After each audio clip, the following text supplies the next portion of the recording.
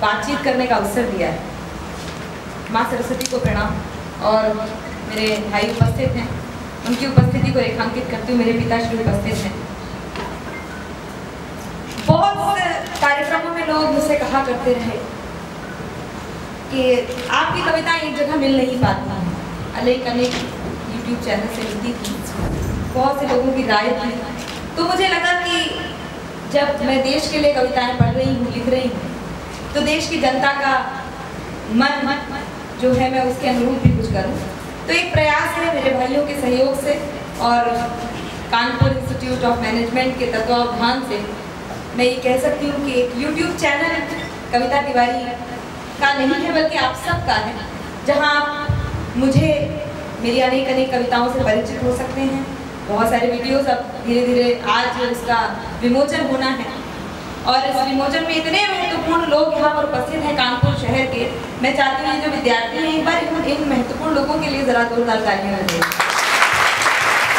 आप सबका चैनल है, पूरे समाज का चैनल है, पूरे देश का चैनल है और इस चैनल से जुड़िए और कविता से जुड़ने का प्रयास। साहित्य से लोग जुड़ेंगे, कविता से लोग जुड़ेंगे, सिर्फ कविता तिवारी से नहीं बल्कि कविता से लोग जुड़ेंगे। मेरा उद्देश्य यही रहा है। मंचों पर लोग बात ये भी कहते रहे कि ज्यादातर कवित्रियां श्रृंगार रस की कवित्री होती हैं। मैंने अंगार क्यों चुना या वीर रस क्यों चुना, और मेरा वीर रस बिल्कुल अलग है सर। वीर रस इसलिए अलग है, आप सबने कवि सम्मेलन के जो लोग बहुत से महत्वपूर्ण लोग बैठे हुए हैं वो श्रोता रहे हैं, वो उन्होंने देखा होगा कि कवि सम्मेलन में वीर रस का अर्थ उसे माना जाता है जब वो लाहौर में तिरंगा फहराया जाए, पाकिस्तान में झंडा लहरा रहा है और हमने कह दिया लाल किले पर उन्हें फांसी पे चढ़ा दो और नेताओं को गाली दी। सर ये असंवैधानिक बातें हैं। हम संविधान के दायरे में रहकर जो बात करें वही देश होती है। तो मेरा उद्देश्य है कि वीर रस वो हो जो आपके भीतर के संस्कारों को जगा दे। किसी नेता को गाली देना वीर रस नहीं होता है। जो भी कुछ उसमें गद्य होता था वो मेरे पिताजी लिख कर देते थे। उनकी वो पंक्तियां मुझे याद आ रही हैं कि जज्बा स्वदेश प्रेम का हर शख्स में रहे, जज्बा स्वदेश प्रेम का हर शख्स में रहे, ये मत समझ के दिल में मेरे पीर नहीं है। भाषा वही जो व्यक्ति के संबंध जोड़ दे, भाषा किसी के बाप की जागीर नहीं है। भाषा को आप अपनी जागीर मत बनाइए, लेकिन भाषा को आप अपने संस्कार बनाइए। क्योंकि कोई भी भाषा आपको बड़े बड़े पैकेज दे सकती, कार दे सकती, लेकिन संस्कार तो हमारी अपनी मिट्टी की भाषा ही दे सकती है। जब हम सपना देखते हैं तो हम अपनी मूल भाषा में ही देखते हैं। आप कभी भी अगर इस चीज का अनुभव कीजिए, आप जब बहुत दुखी होंगे तो आपके मन में जो भी विचारधारा बनेगी वो हिंदी के प्रति बनेगी, आपकी अपनी बोली में बनेगी। आप अंग्रेजी में नहीं सोचेंगे उस समय।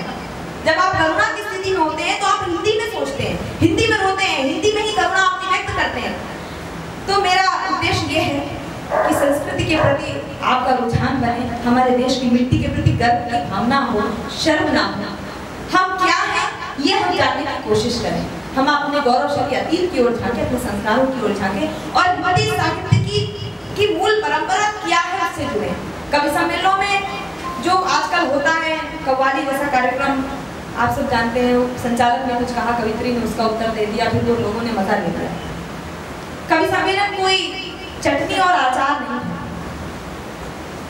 कवि सम्मेलन 56 भोग है जो बांके बिहारी को, जो हर देवता को समर्पित किया जाता है।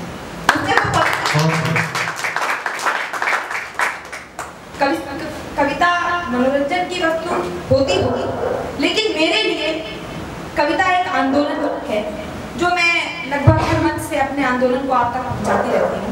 और अब तो ये YouTube चैनल भी है आपके बीच में, मेरे आंदोलन से आप सब इसके माध्यम से भी जुड़ते रहेंगे। मुझे लगता है कि आप सब जुड़ेंगे और कविता के प्रति आपके मन में जो भाव है और जो कवि सम्मेलन को लेकर आपके मन में जो अजीब सी स्थिति, असमंजस की स्थिति हो गई है कि मंचों पर कविता नहीं रही है, तो वो मन में धीरे धीरे वो भ्रम भी खत्म होगा और लोग कविता की ओर आकर्षित होंगे। बाकी मीडिया के जितने लोग यहाँ पर उपस्थित हैं, उन्हें कोई भी सवाल यदि उनके मन में हो